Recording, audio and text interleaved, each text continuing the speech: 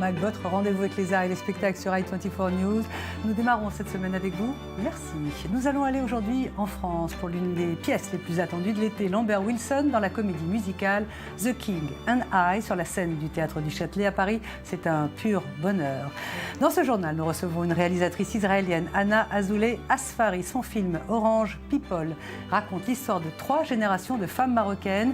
Sa propre mère a été mariée à 12 ans avec un homme de 40 ans. Quelle place pour les femmes dans les sociétés orientales? Nous verrons cela avec elle. Et puis nous parlerons encore cinéma, mais en mode parfum, mode, avec de portraits du réalisateur américain Harmony Korine. Vous ne savez pas qui il est? Il est sulfureux, il est décalé, mais une grande marque de luxe française vient de le choisir pour réaliser une pub mondiale.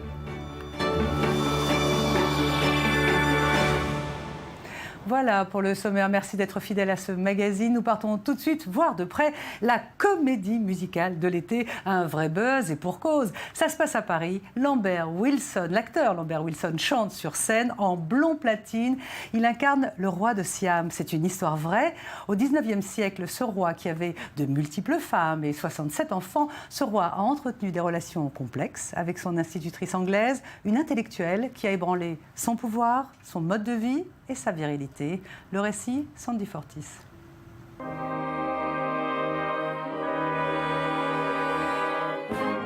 Après avoir dansé avec Nicole Kidman à Cannes, c'est sur une autre scène, avec une autre partenaire, que Lambert Wilson effectue de nouveaux pas de danse.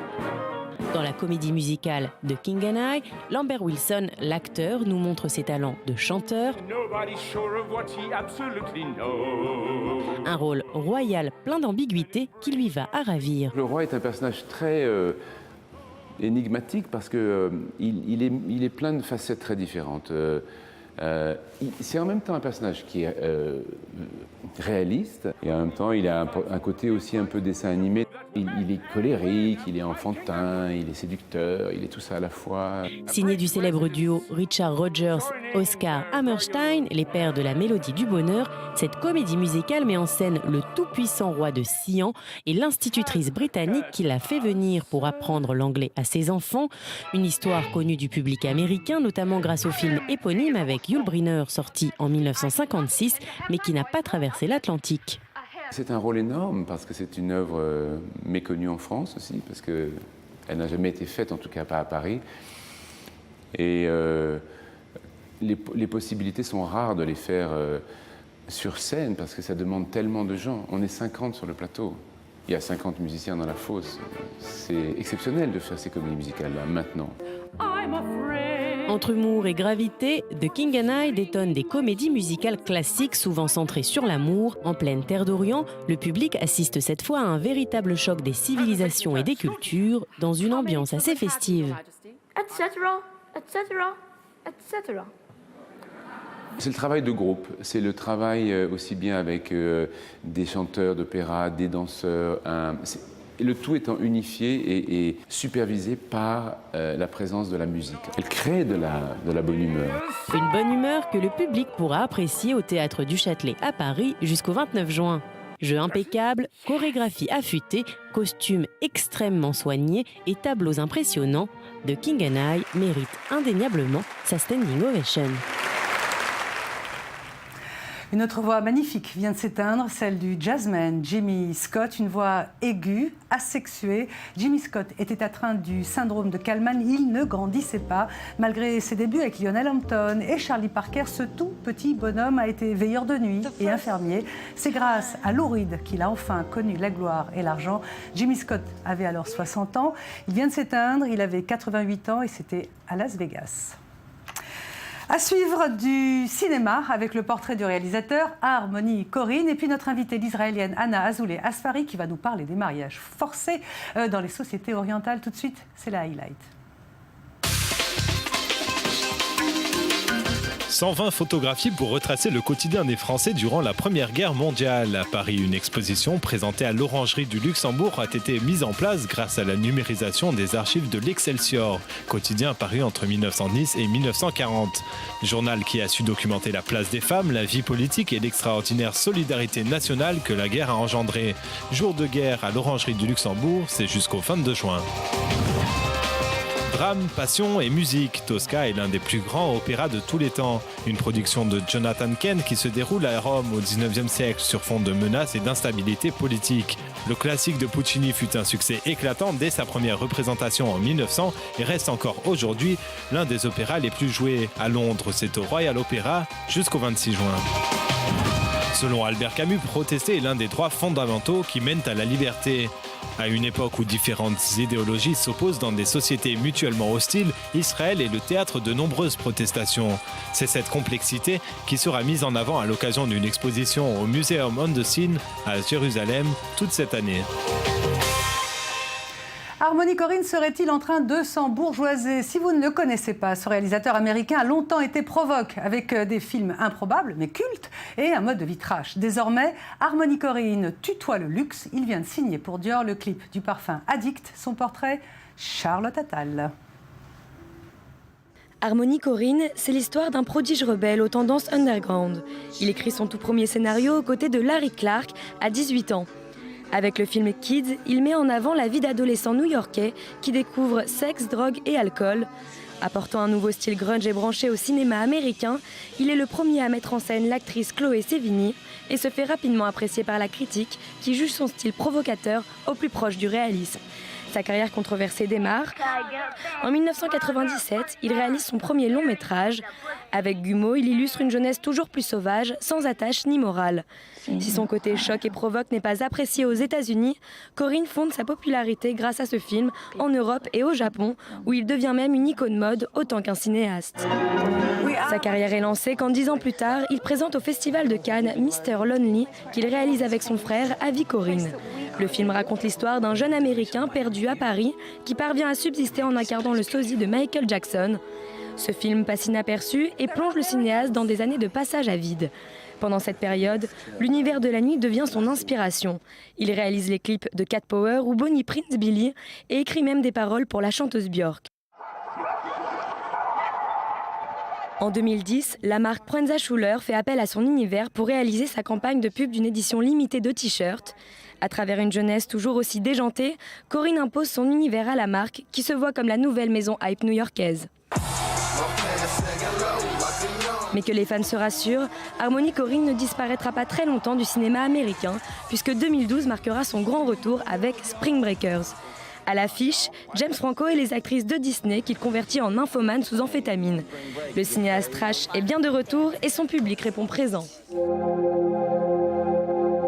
Cette année, Korine se retrouve propulsée vers les hautes sphères de l'industrie du luxe. La prestigieuse marque Dior a fait appel au cinéaste pour réaliser la vidéo de sa fragrance Dior Addict. Depuis quelques années, la marque n'hésite pas à faire appel à des artistes décalés pour la représenter. En 2013, la célèbre photographe américaine Nat Goldin réalisait sa nouvelle campagne de parfum pour hommes avec Robert Pattinson, l'un des acteurs les plus en vogue du moment. Pour la dernière pub de la marque, Harmony Korine a su sublimer le modèle Sacha Luss tout en gardant sa personnalité décalée mais plus contrôlée. Tyrant. Retenez ce titre et regardez ces images. C'est la série qui devrait cartonner cet été. C'est américain, mais c'est tourné en Israël et ça raconte l'histoire d'un médecin américain, tout ce qu'il y a de plus intégré, contraint de succéder à son père, un dictateur pur jus. Une idée absolument géniale. Dans Tyrant, il y a Moran Athias et le Culture Mag l'a interviewé. Tyran est une nouvelle série télé que Fox est en train de tourner en Israël, à Kfar Saba plus exactement. C'est l'histoire d'une tyrannie dans notre monde actuel, dans un pays arabe fictif. Je joue la première dame de ce pays, la femme du dictateur. C'est incroyablement complexe et intense. La question de savoir si la démocratie peut être appliquée dans le monde arabe est posée.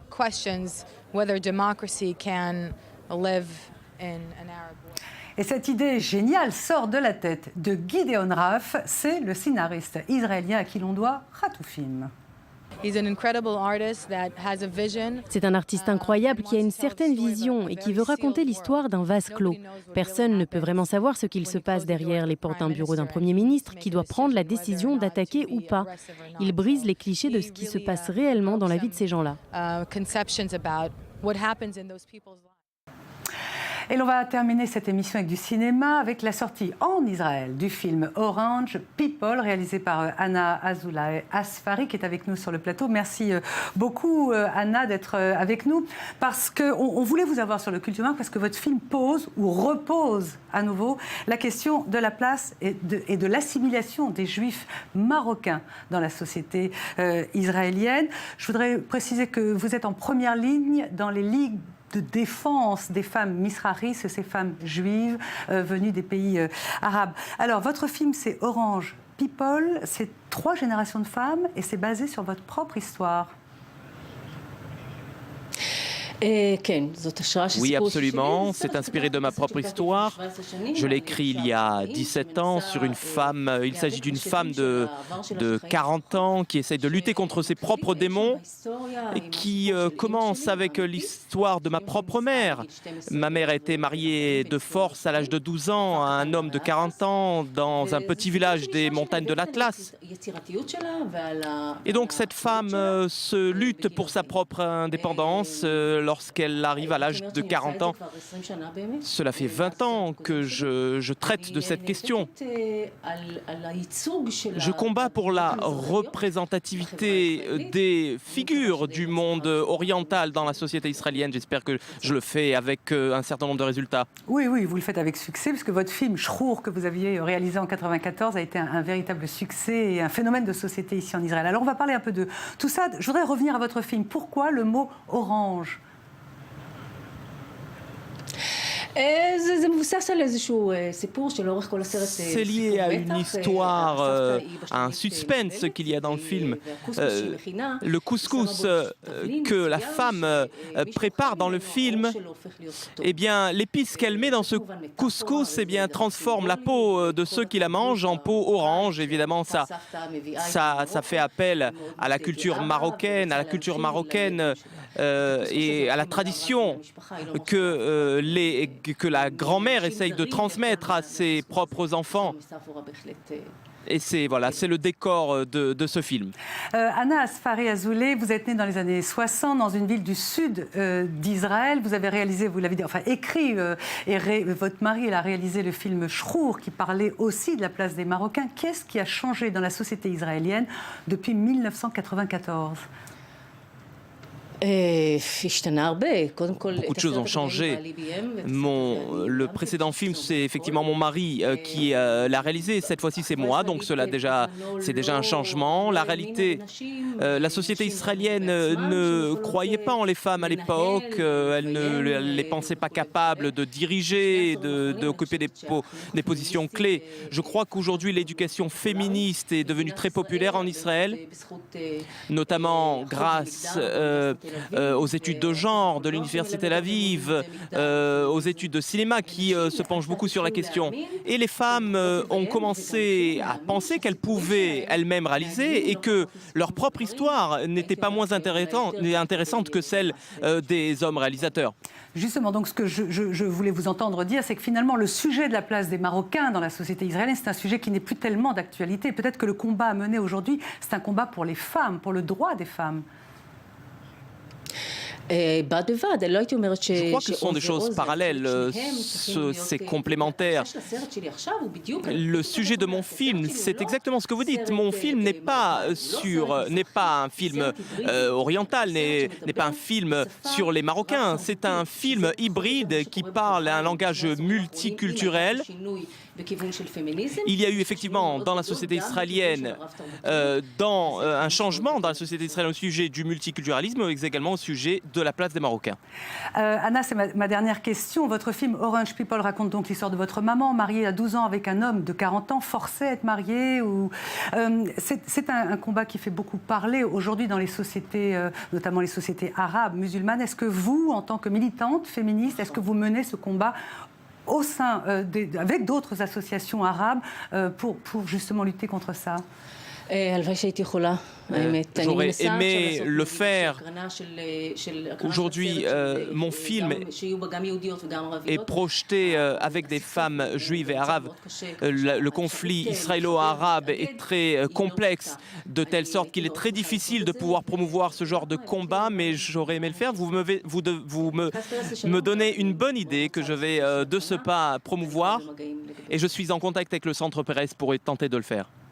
Merci beaucoup, Anna Azoulay Asfari. Je rappelle le titre de votre film Orange People, qui sort que en Israël pour l'instant, qui va certainement être acheté dans les pays à l'international. Merci à vous. Voilà, c'est une interview qui a été enregistrée tout à l'heure. Merci, c'est la fin de ce journal. On se retrouve demain à la même heure. Juste après, c'est votre rendez-vous info. On va se quitter en musique avec The First Time Ever I Saw Your Face de Jimmy Scott, qui est mort ce jeudi à 88 ans. Ever I saw your face.